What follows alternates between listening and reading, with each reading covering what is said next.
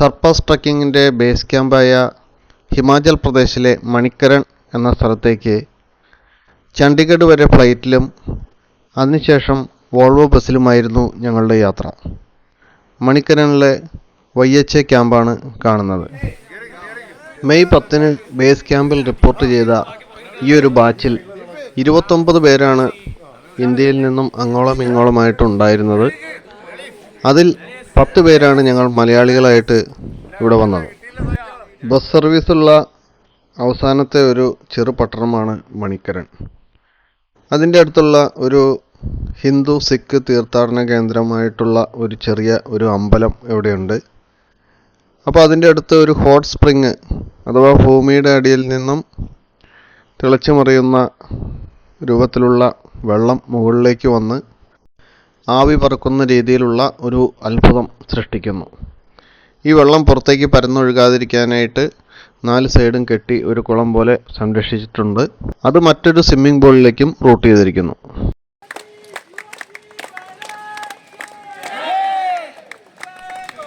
ഞങ്ങൾക്ക് മുന്നേ സർപ്പാസിലേക്കുള്ള ഒരു ബാച്ചിൻ്റെ ഫ്ലാഗ് ഓഫ് സെറമണിയാണ് ഇപ്പോൾ ചെയ്തുകൊണ്ടിരിക്കുന്നത്. എല്ലാവരും വളരെ ആക്റ്റീവായിട്ട് കൈയടിച്ച് പ്രോത്സാഹിപ്പിക്കുന്നുണ്ട്. പിറ്റേ ദിവസം രാവിലെ ബ്രേക്ക്ഫാസ്റ്റിന് ശേഷം സർപ്പാസ് ട്രക്കിങ്ങിൻ്റെ ഒരു ട്രെയിനിങ് എന്ന രീതിയിൽ തൊട്ടടുത്ത് കാണുന്ന ഒരു മലമുകളിലേക്ക് ഒരു ട്രക്കിങ്ങിനായിട്ട് പോകുന്ന കാഴ്ചയാണ്. YHAയുടെ ഒരു ബാക്ക് പാക്ക് നമുക്ക് തന്നിട്ടുണ്ടാവും.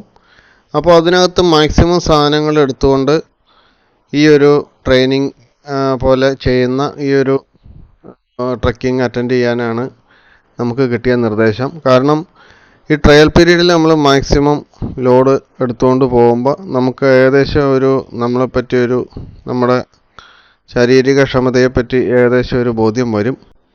ഈ ഒരു ബാഗിൽ നമുക്ക് മിനിമം 5 ദിവസത്തേക്കുള്ള ഡ്രസ്സ്, തെർമൽ വെയറുകൾ, ജാക്കറ്റ് എന്നിവ പോലെയുള്ള സാധനങ്ങളും പിന്നെ നമുക്ക് ഭക്ഷണം കഴിക്കാനുള്ള പാത്രങ്ങളും എല്ലാം ഉൾപ്പെടെ വാട്ടർ ബോട്ടിൽ എല്ലാം ഉൾപ്പെടെ ഏകദേശം ഒരു 15 കിലോയോളം വരും.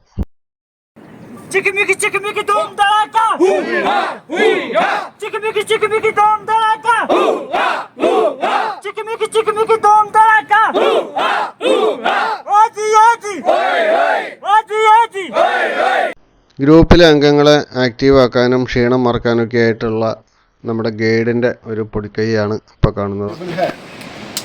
कोई मेडिकल इश्यूज नहीं है तो आप ट्राई कंटिन्यू करेंगे.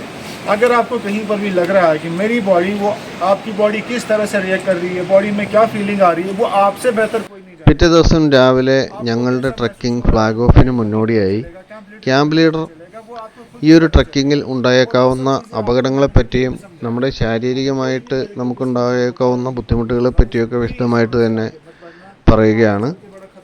അതിനുശേഷം ഞങ്ങളുടെ ഫ്ലാഗ് ഓഫ് സെറമണിയാണ്.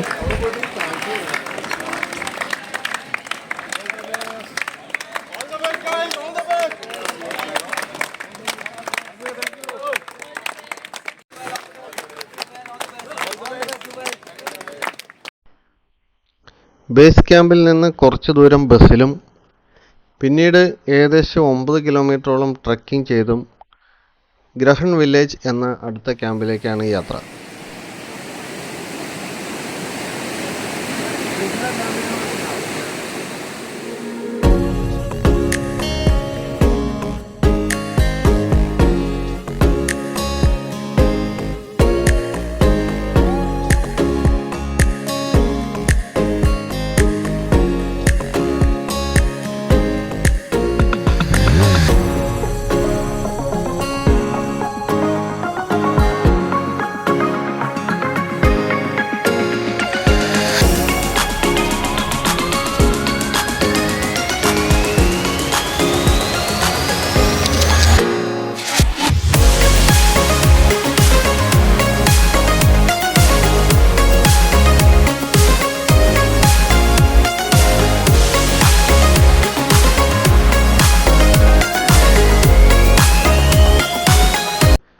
രാവിലെ ബേസ് ക്യാമ്പിൽ നിന്നും ബ്രേക്ക്ഫാസ്റ്റ് കഴിച്ചതിന് ശേഷമാണ് ഞങ്ങൾ ഇറങ്ങിയിട്ടുള്ളത്.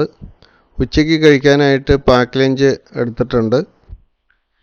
ഉച്ചയ്ക്ക് കഴിക്കുന്നവരേക്ക് ഏകദേശം ഇതേപോലെ നല്ല നിരപ്പായിട്ടുള്ള അത്യാവശ്യം പിക്കപ്പ് വാൻ പോലെയുള്ള വാഹനങ്ങളൊക്കെ പോകുന്ന ഒരു വഴിയായിരുന്നു. എന്നാൽ ലഞ്ച് കഴിച്ചതിന് ശേഷം പിന്നീട് അങ്ങോട്ട് കുത്തനെയുള്ള കയറ്റങ്ങളായിരുന്നു കൂടുതലും. സർപ്പാസിലേക്ക് പോകുന്ന വഴിയിൽ ഒരു അവസാനത്തെ ഗ്രാമമാണ് ഗ്രഹൺ വില്ലേജ് എന്ന് പറയുന്ന ഒരു ഗ്രാമം. ഏകദേശം ഒരു 10-30 കുടുംബങ്ങളോളം ഉള്ള ചെറിയൊരു ഗ്രാമമാണ്. അതിനുശേഷം പിന്നെ മനുഷ്യർ താമസിക്കുന്ന സ്ഥലങ്ങൾ വളരെ കുറവാണ്.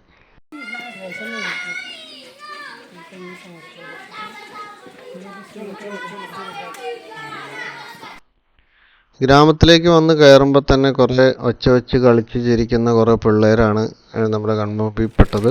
പിന്നെ ഒരു വലിയ സൈസുള്ള ഒരു നായ നമ്മുടെ എതിരേക്കുന്നത് പോലെ നമ്മുടെ ഫ്രണ്ടിൽ വന്ന് വാലൊക്കെ ആട്ടി പുള്ളി ഇങ്ങനെ ഒരു വരവേൽപ്പിനായിട്ട് ഇങ്ങനെ നോക്കി നിൽക്കുന്നുണ്ട്. അപ്പോൾ അതിൻ്റെ ഓണറാണെന്ന് തോന്നുന്നു, ഒരു ഹിമാചൽ പ്രദേശിലെ അമ്മച്ചി അതിൻ്റെ ബാക്കിൽ വന്നു.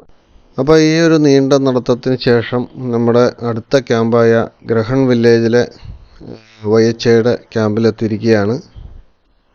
നല്ലൊരു ബിൽഡിംഗ് ആണ്. അടുത്ത കാലത്തായിട്ട് പുതിയതായിട്ട് പണിയെഴുപ്പിച്ചതാണെന്ന് തോന്നുന്നു. അപ്സ്റ്റെയറും കൂടെ ഉണ്ട്. അപ്പോൾ നമ്മുടെ ഈ ഒരു ട്രക്കിങ്ങിൽ അവസാനത്തെ ബിൽഡിംഗ് ആയിട്ടുള്ള ഒരു ക്യാമ്പാണ് ഈ ഗ്രഹൺ വില്ലേജിലെ ക്യാമ്പ്. ബാക്കിയുള്ള ക്യാമ്പുകളൊക്കെ ടെൻറ്റഡ് അക്കോമഡേഷൻ ആയിരിക്കും എന്നാണ് അറിയിച്ചിട്ടുള്ളത്.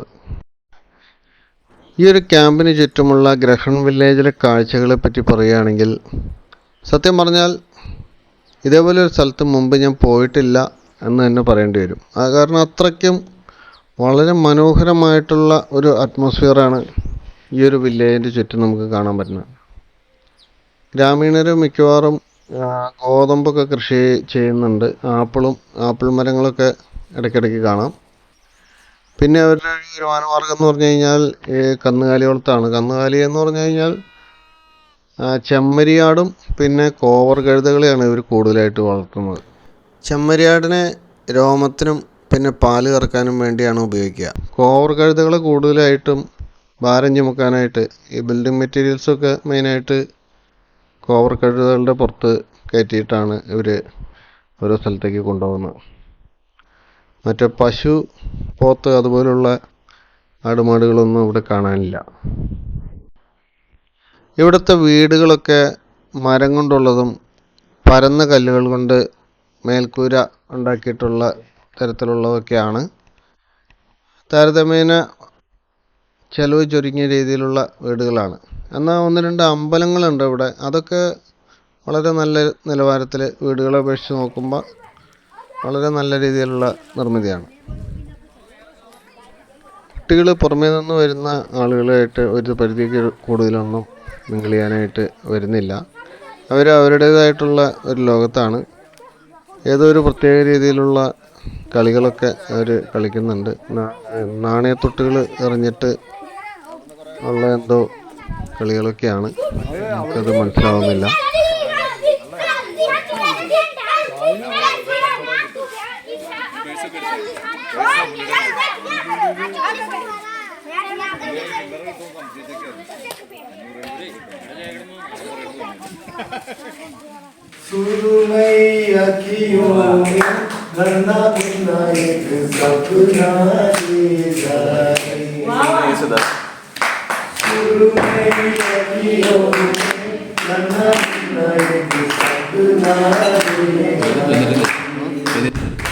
വൈകിട്ട് അത്താഴത്തിന് ശേഷം ക്യാമ്പ് ഫയർ പോലെയുള്ളൊരു പ്രോഗ്രാം ഉണ്ടായിരുന്നു.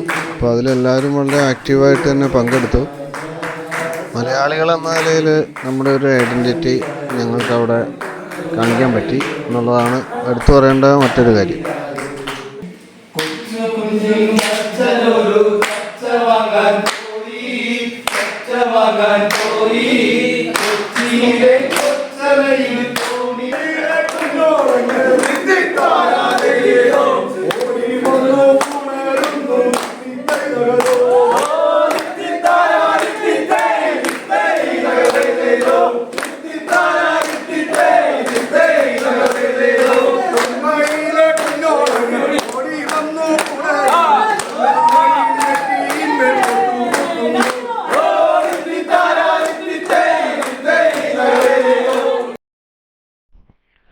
അടുത്ത ദിവസം രാവിലെ ബ്രേക്ക്ഫാസ്റ്റിന് ശേഷം അടുത്ത ക്യാമ്പിലേക്കുള്ള യാത്ര ആരംഭിച്ചു. മിൻതാജ് എന്ന് പറയുന്ന ഒരു ക്യാമ്പിലേക്കാണ്. അത് സീ ലെവലിൽ നിന്നും 11,200 അടി ഹൈറ്റിലുള്ളതാണ്. തന്നെയല്ല അത് കുറച്ചും കൂടി കുത്തനെയുള്ള കയറ്റങ്ങൾ ആണ് ആ ഒരു റൂട്ടിലേക്കുള്ളത്. ഇപ്പോൾ എല്ലാവരും തുടക്കത്തിൽ തന്നെ നല്ല ക്ഷീണത്തിലാണ്. 1954 സ്ഥാപിതമായ കാൻവാർ വൈൽഡ് ലൈഫ് സാങ്ച്വറിയിലൂടെയാണ് ഇവിടേക്കുള്ള യാത്ര. ഹിമാചൽ പ്രദേശിലെ സംസ്ഥാന പക്ഷിയായ വെസ്റ്റേൺ ട്രഗാപ്പാൻ ഉൾപ്പെടെ 200 പക്ഷികളും ബാർക്കിംഗ് ഡിയർ അഥവാ കുരയ്ക്കുന്ന മാൻ എന്നറിയപ്പെടുന്ന ചെറിയ തരം മാൻ, ഗോൾഡൻ ജാക്കൽ, പുള്ളിപ്പുലി, ഫ്ലൈയിങ് സ്ക്വറൽ തുടങ്ങിയ തരത്തിലുള്ള 30ലധികം സസ്തനികളുടെയും ആവാസ കേന്ദ്രമാണ് കാൻവാർ സാങ്ച്വറി. YHI ക്യാമ്പ് കൂടാതെ ഹിമാലയൻ ഡെയർഡെവിൾസ് എന്ന് പറയുന്ന മറ്റൊരു ഗ്രൂപ്പിൻ്റെ ടെൻ്റ് കൂടി ഈ ഭാഗത്തുണ്ട്. ആദ്യം കാണുന്നതാണ് YHIയുടെ ടെൻറ്റുകൾ. ഈ ഒരു ടെൻറ്റിൽ 8 പേർക്കുള്ള അക്കോമഡേഷനാണ് ഒരുക്കിയിരിക്കുന്നത്. ഭക്ഷണം ഉണ്ടാക്കുന്നതിന് വേണ്ടി മറ്റൊരു ടെൻറ്റുണ്ട്. കൂടാതെ ഈ ക്യാമ്പിലെ ജീവനക്കാർക്ക് വേണ്ടിയിട്ട് വേറൊരു ടെൻറ്റ്. അങ്ങനെ പ്രത്യേകം ടെൻറ്റുകളാണ് ഇവിടെ അറേഞ്ച് ചെയ്തിരിക്കുന്നത്. ചെറിയൊരു ടെൻറ്റ് പോലെ കാണുന്നത് ടോയ്ലറ്റുകളാണ്. ഇവിടെ എത്ര ആളുകൾക്ക് വേണ്ടിയിട്ട് 3 ടോയ്ലറ്റുകൾ മാത്രമേ ഉള്ളൂ. അത് സ്ത്രീകളും പുരുഷന്മാരും അങ്ങനെ വേർതിരിവൊന്നുമില്ല. എല്ലാവർക്കും കോമൺ ആയിട്ട് യൂസ് ചെയ്യാവുന്നതാണ്. പരിമിതമായ സൗകര്യങ്ങളാണ് ഇവിടെ ഉള്ളൂ. 11,200 അടി ഹൈറ്റിലാണ് മിൻതാജ് എന്ന് പറയുന്ന ഈ ഒരു ക്യാമ്പ്. പലർക്കും ഈ ഒരു ക്യാമ്പിലെത്തി വൈകിട്ടായപ്പോഴത്തേക്കും തലവേദന ചെറുതായിട്ട് അനുഭവപ്പെട്ടു തുടങ്ങിയിരുന്നു. ഇപ്പോൾ ഈ കാണുന്ന ഈ മലയുടെ മുകളിലേക്കുള്ള ഈ ഭാഗത്തുകൂടിയാണ് നമുക്ക് അടുത്ത ദിവസം പോകേണ്ട നാഗരു എന്ന് പറയുന്ന ക്യാമ്പിലേക്കുള്ള root. AMS does not hit you as soon as you reach here. It can hit you 4 to 24 hours after you reach. ഈ ഒരു ക്യാമ്പ് സൈറ്റിൽ ഒരു ലേഡി ഡോക്ടർ ഉണ്ട്, ഡോക്ടർ കുങ്കും. ഈ ഡോക്ടർ ഹൈ ആൾട്ടിറ്റ്യൂഡിൽ നമ്മുടെ ശരീരത്തിന് വന്നേക്കാവുന്ന ബുദ്ധിമുട്ടുകളെ പറ്റി വിവരിക്കുകയാണ്. അപ്പോൾ അതിൻ്റെ ടാബ്ലറ്റ്സ് കാര്യങ്ങളൊക്കെ ഡോക്ടറുടെ അടുത്തുണ്ട്. കൂടുതൽ ബുദ്ധിമുട്ടുകൾ എന്തെങ്കിലും തോന്നിക്കഴിഞ്ഞാൽ ചെയ്യേണ്ട കാര്യങ്ങളെപ്പറ്റിയും കൂടുതൽ ഫൈറ്റിലേക്ക് പോകുമ്പോൾ നമ്മൾ എന്തൊക്കെ ചെയ്യണം, ഈ കാര്യങ്ങളൊക്കെയാണ് ഡോക്ടർ പറഞ്ഞുകൊണ്ടിരിക്കുന്നത്. ഈ ഒരു ക്യാമ്പ് സൈറ്റിൽ വൈകുന്നേരം ആയിക്കഴിഞ്ഞാൽ പിന്നെ ഭയങ്കര തണുപ്പാണ്. അപ്പോൾ യാദൃശ്ചികമായിട്ട് ടെൻറ്റിൽ നിന്ന് പുറത്ത് കടന്നപ്പോൾ 2 കോവർ കഴുതകളുടെ ഒരു പ്രവൃത്തി കണ്ട് കുറച്ച് നേരം നോക്കി നിന്നു. 2 പേരും പരസ്പര സഹായത്തോടെ ചൊറിഞ്ഞു കൊടുക്കുകയാണ്. 12,500 അടി ഹൈറ്റിലുള്ള നാഗരു ക്യാമ്പിലേക്കാണ് അടുത്ത ദിവസത്തെ യാത്ര. ഇതുവരെയുള്ള യാത്രയിൽ ഇടതൂർന്ന പൈൻമരക്കാടുകളും ഇടയ്ക്കിടെയുള്ള പുൽമേടുകളും ഒക്കെ ആയിരുന്നു. എന്നാൽ ഇനി അങ്ങോട്ട് മരങ്ങൾ കുറവാണ്. ചെങ്കുത്തായ പാറക്കൂട്ടങ്ങളും മഞ്ഞണിഞ്ഞ മലനിരകളുമാണ് കൂടുതൽ. തണുപ്പാണെങ്കിൽ കൂടി വെയിലിൻ്റെ കാഠിന്യവും കൂടി വന്നു. ഇവിടെ നിന്നും ചുറ്റും നോക്കുമ്പോൾ മഞ്ഞ് പിടിച്ച മലനിരകളുടെ മുകളറ്റങ്ങളാണ് ഏറ്റവും കൂടുതൽ കാണാൻ പറ്റുന്നത്. ഏറ്റവും ദൂരെ ഏറ്റവും കൂടുതൽ മഞ്ഞ് പിടിച്ച ഒരു പർവ്വത ഭാഗത്തേക്ക് നോക്കിയിട്ട് അതാണ് ഹംത പാസ് എന്ന് കൂടെ വന്ന ഒരു സുഹൃത്ത് പറയുകയുണ്ടായി.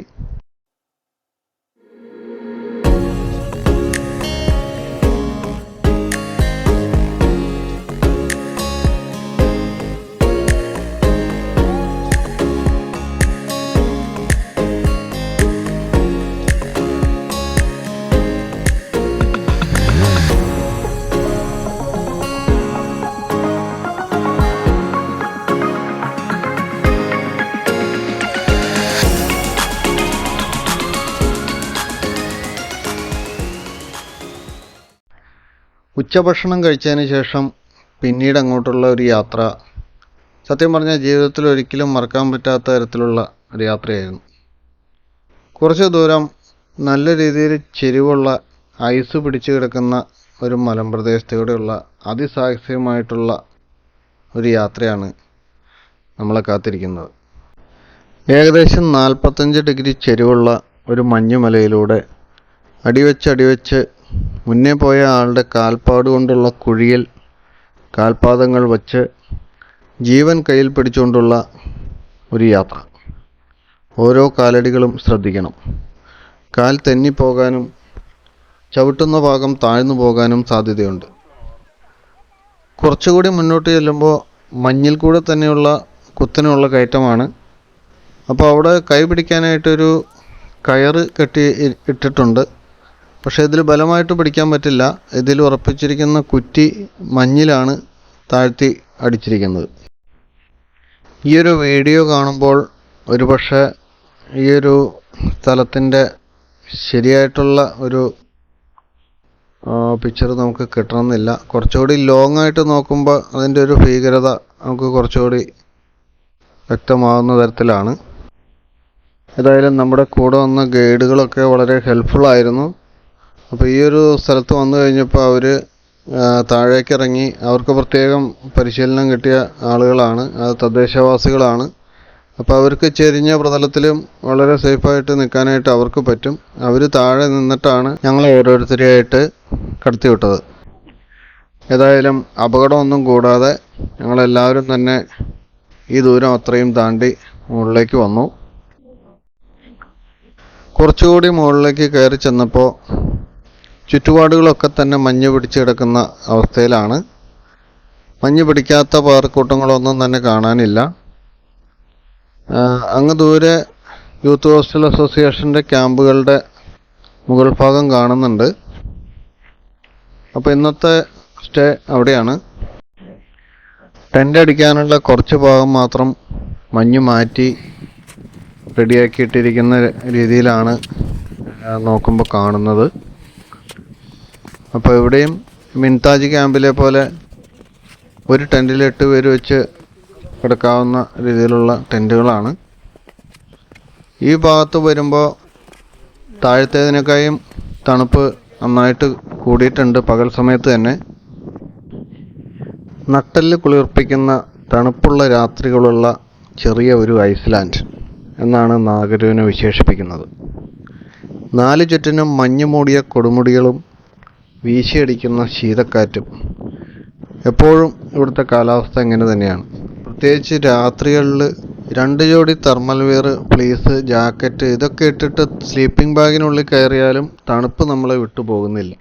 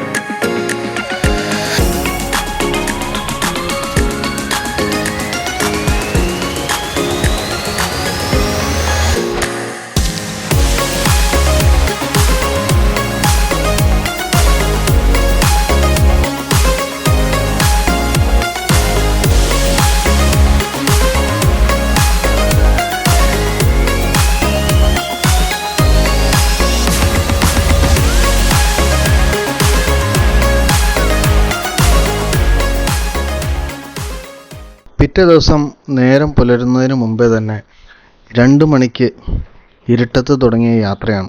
മഞ്ഞിന് മുകളിലൂടെ ടോർച്ചിൻ്റെ വെളിച്ചത്തിൽ തപ്പിത്തടഞ്ഞുകൊണ്ടുള്ള ഒരു യാത്ര.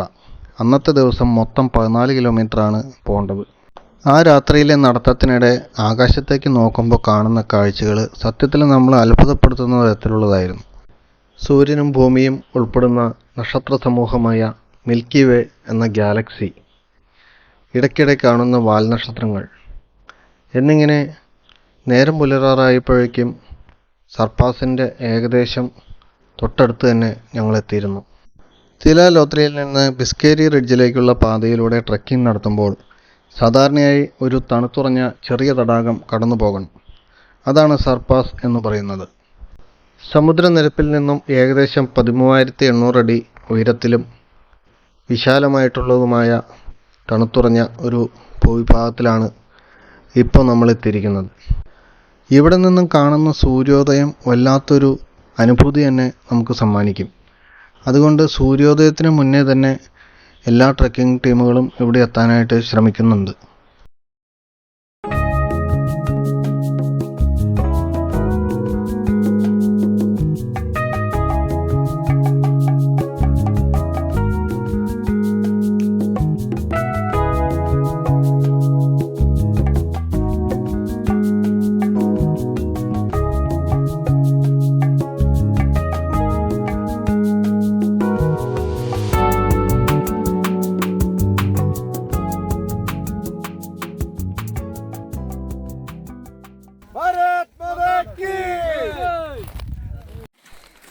ഈ മഞ്ഞിൻ്റെ മരുഭൂമി മുഴുവൻ കടന്ന് പർവ്വതശിഖരത്തിൻ്റെ അപ്പുറത്തേക്കെത്തി താഴേക്കിറങ്ങണം.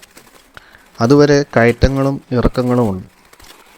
വഴിയിലെവിടെയോ മഞ്ഞുറഞ്ഞ സാർ എന്ന കൊച്ചു തടാകമുണ്ട്. എവിടെയാണെന്ന് വ്യക്തമായില്ല.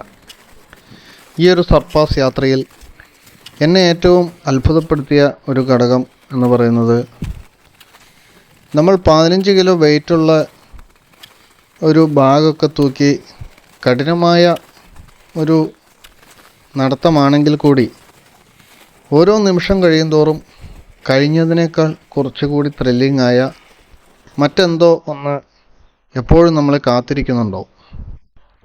യാത്രയുടെ ഈ ഒരു ഘട്ടത്തിൽ മഞ്ഞിലൂടെ ഉള്ള ഒരു സ്ലൈഡിംഗ് ആണ്. ഈ ഒരു മഞ്ഞുമല കടന്ന് അപ്പുറം എത്തുന്നതിന് മുമ്പായിട്ട് നമുക്ക് 3 സ്ലൈഡിങ്ങുകൾ ചെയ്തു വേണം താഴേക്കെത്താനായിട്ട്. അതിൽ ഒന്നാമത്തെ സ്ലൈഡാണ് ഇപ്പോൾ കഴിഞ്ഞിട്ട് ഞങ്ങൾ വിശ്രമിക്കുന്ന ഈ ഒരു ഭാഗം.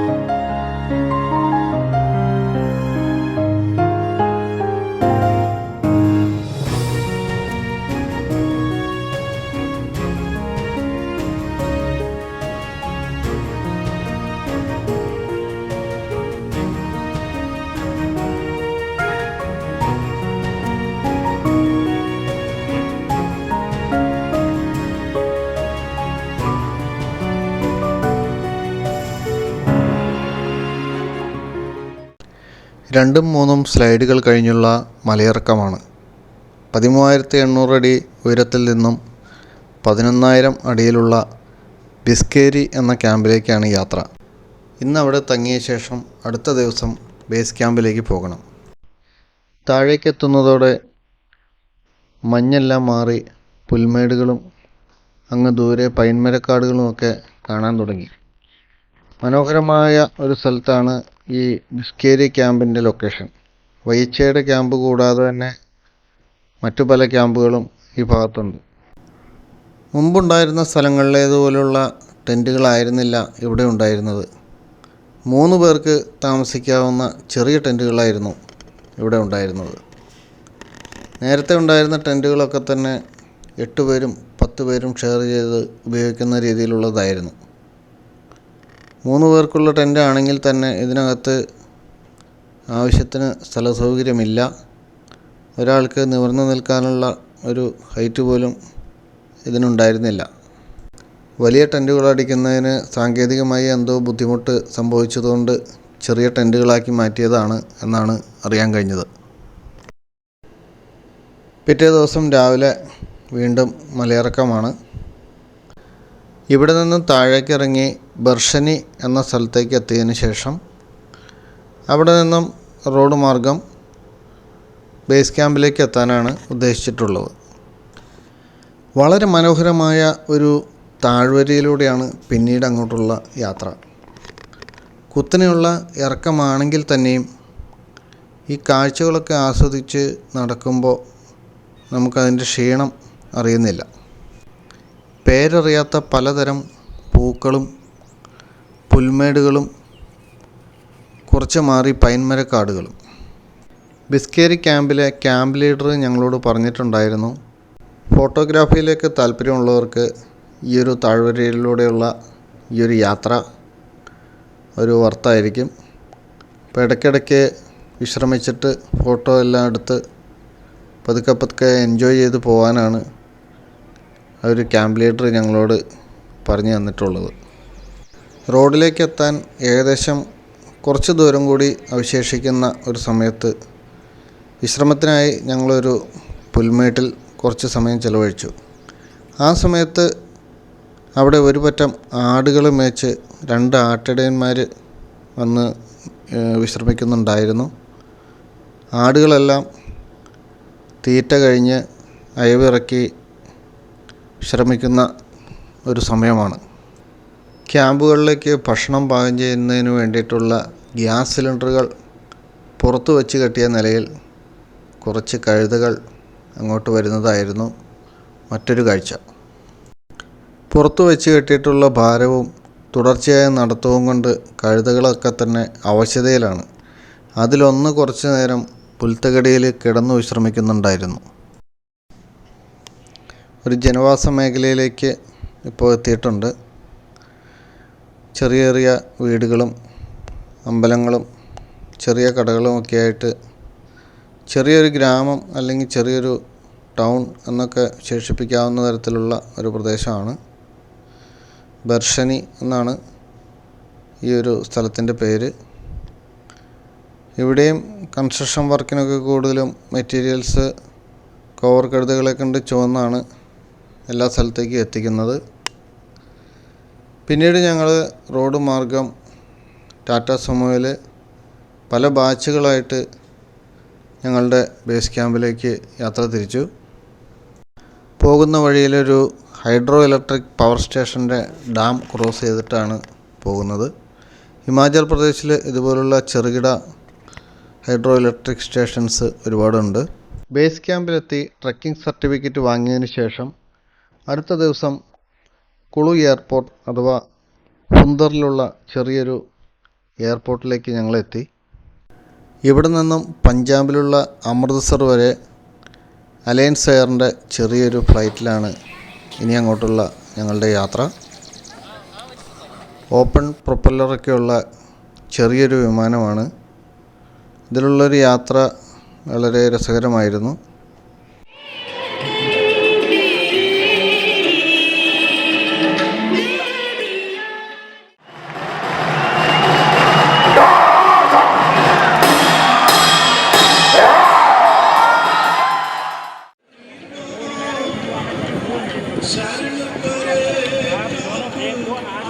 രണ്ട് ദിവസം പഞ്ചാബിലെ അമൃത്സറിൽ താമസിച്ച് Wagah border, Golden Temple, Jallian Wala Bagh, war museum എന്നിങ്ങനെയുള്ള കാഴ്ചകളൊക്കെ കണ്ടതിന് ശേഷമാണ് ഞങ്ങൾ നാട്ടിലേക്ക് തിരിച്ചത്.